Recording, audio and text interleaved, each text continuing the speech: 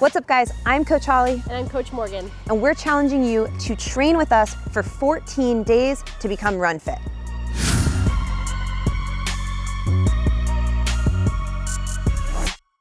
Over the next 14 days, you're gonna run, you're gonna mobilize, you're gonna talk about strength and some other healthy habits that are gonna get you feeling good right now. And it doesn't matter who you are. This challenge is designed for all levels of athletes. You can be a very beginner. You've never trained with us before, with anyone before. We're gonna get you feeling good, get you feeling confident so you have a great year ahead. Now, Morgan and I have made this challenge very easy to follow. You will see every single task you have to accomplish right here on YouTube, and we'll also be checking in on Facebook and Instagram. But I think the best way to tackle this challenge is through our Run Experience training app. You're gonna be able to see the workouts there, all the challenges there, and you're gonna be able to record them. You will also have access to a community of runners and other athletes doing this, or more advanced athletes who can just give you advice and encouragement when you need it. Now, these workouts can be done from anywhere, are gonna require little to no equipment, and are gonna be 10 minutes or less each and every day. So that's great for you guys. Now, Holly's gonna take it away for week 1. I'll see you guys in week 2.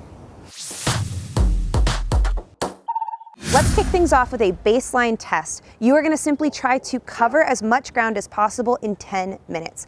You can do this indoors on a treadmill, or you can do this outdoors if you have the weather for it.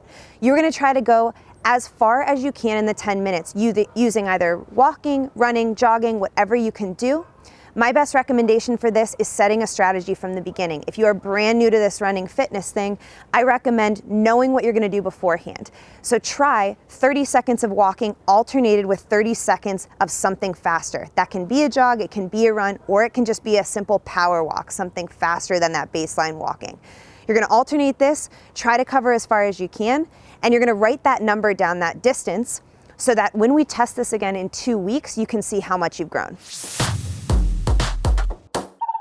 Day 2, we are tackling nutrition.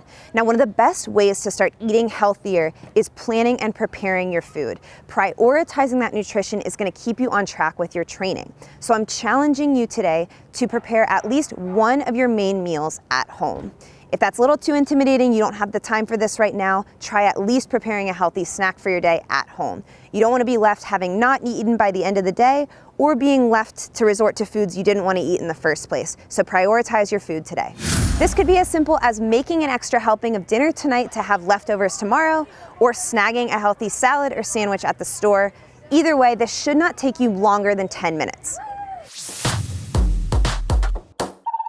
Day 3, we're tackling our first strength workout. This is only gonna take 8 minutes. We are pairing a squat with a plank. Don't worry if you've never done either of those before. We're making sure to build some rest in too. For that squat, all you're gonna do is start with your feet about hips width apart, squeeze that butt, belly button into the spine, and you're gonna act as if you're sitting into a chair, but keeping the chest up. So coming back with those hips, I'm gonna press my knees out wide as if I have 2 imaginary walls, and then I'm gonna stand back up. From the side, it looks like this. Reaching back with those hips, belly and butt tight, and then I'm gonna squeeze at the top, just like this. That's your squat. And all the weight is on the heels, don't forget that part too. For that plank, I'm gonna show you from the front. You're gonna just keep those hands right under the shoulders stacked. You're gonna walk those legs back and squeeze everything together just for a hold. Chin is neutral, right in line with the spine. From the side, it looks like this. If it's too hard to hold this straight plank position, come down to the knees, but keep the hips in line with the spine there. That is the plank. Your workout is going to be kind of a ladder style. We have 10 squats, just repeat it at your own pace. After that, you're going into a 10-second plank hold. You come back up, go into 10 squats again, you go into a 20-second plank hold. One more time, 10 squats, and now a 30-second plank hold. Rest as long as you need after that, and then repeat that exact cycle for the full 8 minutes.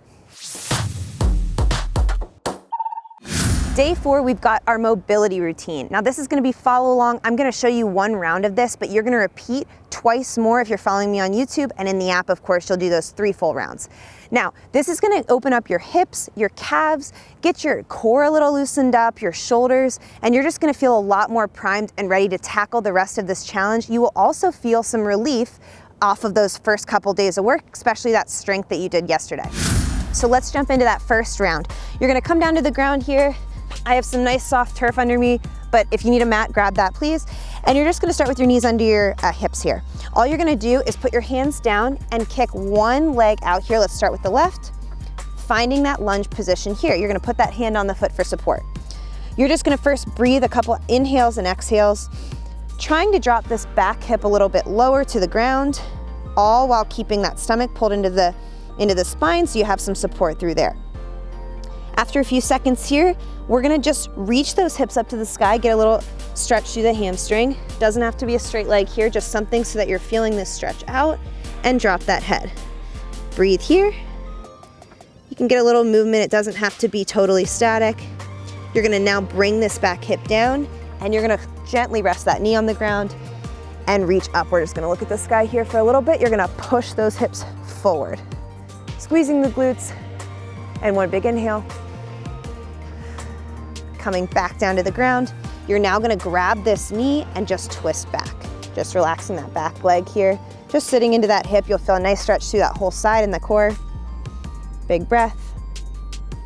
We're gonna come back to that lunge, and now you're gonna reach that foot back. We're gonna find a downward dog.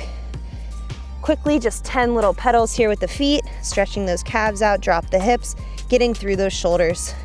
6, last 4. Good, and now same thing. I'm gonna face you guys, but we're gonna bring this right foot forward. Opposite side. Hand on the foot here just for support. Taking a couple seconds to reach that hip down to the ground, just relax. Keeping that core tight and here to the spine. We're gonna reach those hips back up. Whatever you can give me through that hamstring, trying to straighten as much as you can, maybe a little movement. Trying to feel that stretch down the back of the right leg.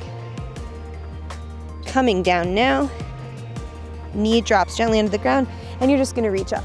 Take a couple breaths here, pushing those hips forward. One big breath. And now you're gonna come back down, grab that outside of the right knee. I'm gonna twist back, get a nice stretch through that whole left side. Looking back, even leaning into that shoulder a little bit. Good, and coming back to the lunge, we're gonna find that downward dog one more time. Here we go, back. And then again, just 10 pedals, nice and easy. Again, I'll show you from the side. Last 5.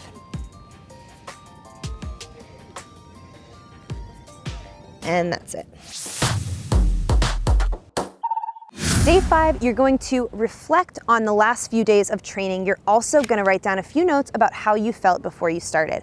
Now, the benefit to this is that when you connect your mind with your physical activity, you're able to keep record of all the hard work you've done. When you hit those hard days down the road, you'll be able to look back at times that you felt better or felt rewarded after that workout. So I'm only asking you to spend a few minutes on this, jot down a few notes, and bonus points if you can keep writing a few notes after each one of your tasks for the remaining days. The bonus option for today is to repeat the strength workout after you finish your journaling. Day 6, we're back with our run walk, and today we're gonna add a little bit of intensity. So we're not just covering distance for time, we're gonna still set that 10-minute clock, but you're gonna work on a little bit of climbing. You're gonna find a set of stairs, ideally, either inside your apartment, in your home, or you can do this outside.